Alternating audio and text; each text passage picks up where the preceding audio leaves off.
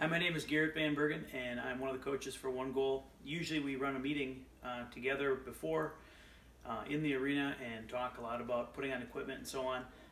This year we're not able to do that, so my son Herbie is going to help us out, and we're going to get dressed quickly. And this is just for families that are real new to hockey and maybe don't know exactly how the equipment goes, and so hopefully this will help you out just a little bit.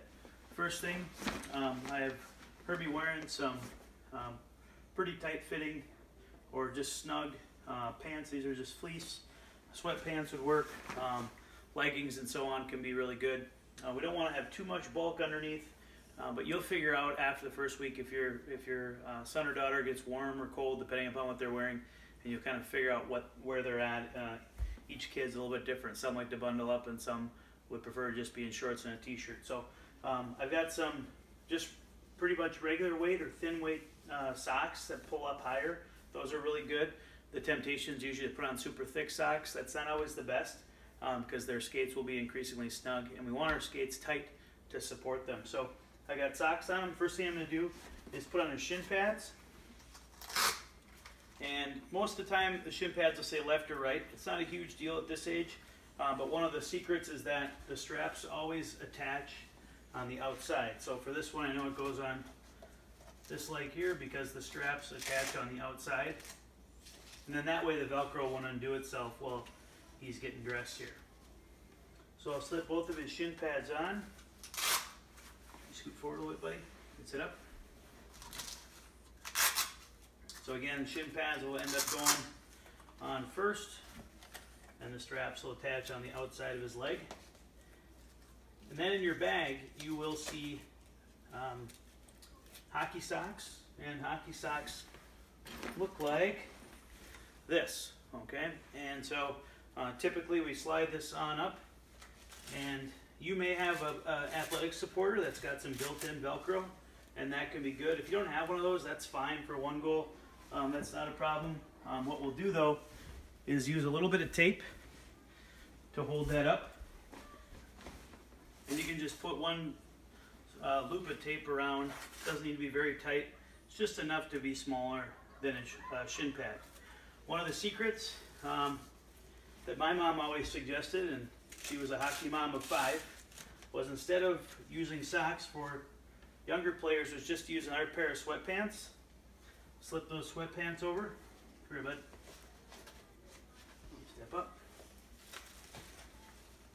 And we'll just pull those up. That's going to give him a little bit of extra warmth and a little bit of extra cushion underneath there. So I'll have Herbie stand up. Come here, bud. Just like that. And they're going to end up pretty much looking just like hockey socks. Then his breezers will go on next. Slip those on. Are you sure this? Yeah, they have all the gear. Okay, so we got his bottoms on. Now we'll do his skates. I have some skate guards here for Herbie. These are rubber ones so he can walk in them.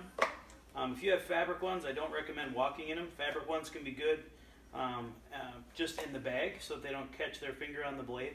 But you don't want to walk in the fabric ones. And also for the plastic or rubber ones, you don't want to leave them on the skates between sessions because you will see a little rust develop.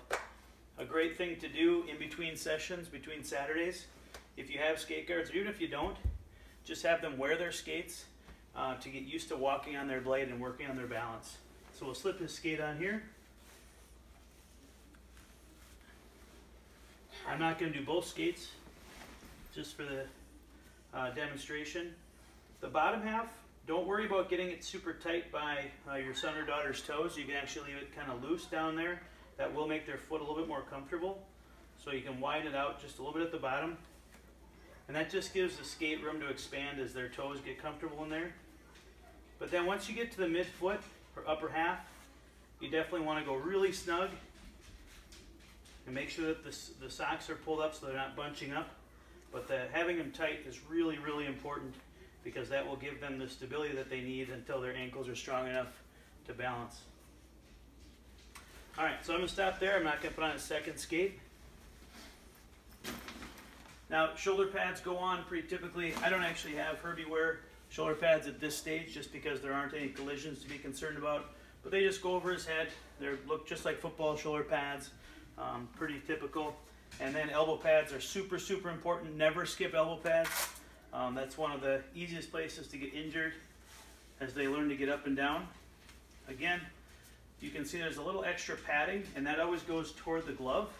This one has a left and right listed on it. Okay, you can just slip that in and throw those over. And then we'll put his jersey on. Again, if you want to have shoulder pads, that's fine. If you feel like your son or daughter would be more comfortable without shoulder pads, just go ahead and skip them until they feel more comfortable on their skates. Okay, so he's got his jersey on, and then his helmet, and we'll be with you to help you adjust your helmet if needed. But one secret is a lot of times the helmets are a little bit narrow. You can kind of squish it down just a little bit to widen it out. You might see us on the ice as coaches if we hear that their head is hurting. We just kind of squish it, and that kind of widens it out. Just slip that on. All right. And then there'll be 2 straps on the side. And his hockey gloves. All right. So tomorrow Herbie will show up with his skate guards on. He'll walk right in, and he's good to go. We'll just make sure we slip those skate guards off. Hopefully this is helpful to you. We're really excited to have you a part of OneGoal, and we'll see you on the ice.